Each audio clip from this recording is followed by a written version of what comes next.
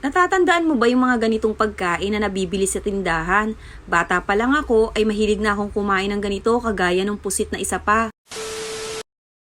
Sa 4 na sangkap lang ay meron ka ng sweet chili na dilis. Siyempre, ang dilis ang unang-una nating pangunahing sangkap. Food color, saka yung chili powder, saka asukal. Una ko nga munang ilulutuin yung dilis. Piprituhin ko nga lang ito hanggang sa maging crispy.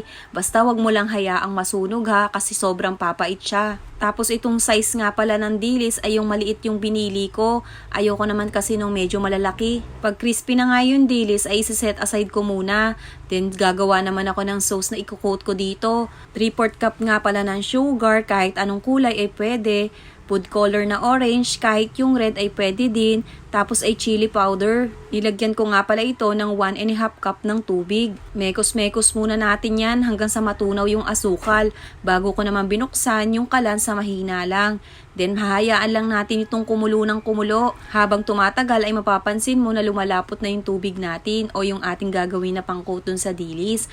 Hahayaan mo lang yan. Pag ganito na yung itsura niya ay saka ko mo naman ilalagay dito yung dilis na pinirito natin kanina. At halo-halo pa rin hanggang sa makoat mo na lahat yung dilis.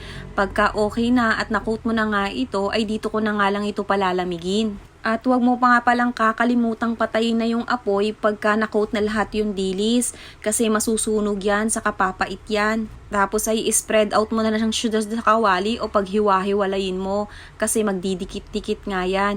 Tapos mga 20 to 30 minutes ay palalamigin mo yan.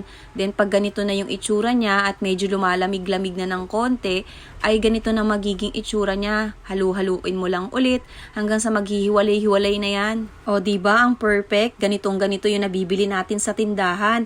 Naaalala ko noon na 3 piso nga ang bili ko noon. Ang hilig-hilig kong kumain ng dilis, saka yung isa pa yung pusit din. At sa pagpapalamig nga pala ng dilis ay depende sa dami ng yung isasangag na dilis ha.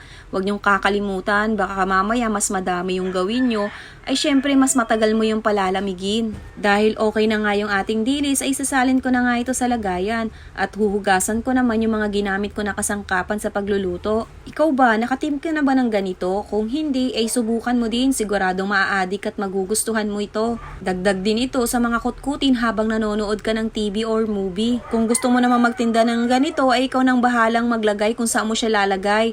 Kagaya na itong nilang plastic or pwede naman sa mga garapon or container. Ilalagay ko na lang sa comment section yung mga sukat na sangkap na ginamit ko. Then kung magtitinda ka, ikaw nang bahalang magpresyo kung magkano mo siya ititinda. Habang sinasalin ko nga ito sa mga lagayan, hindi ko nga maiwasan na tikman ng tikman. Ano pang hinaantay mo? Magluto ka na lang kaysa sa bibili ka pa sa tindahan, makakatipid ka.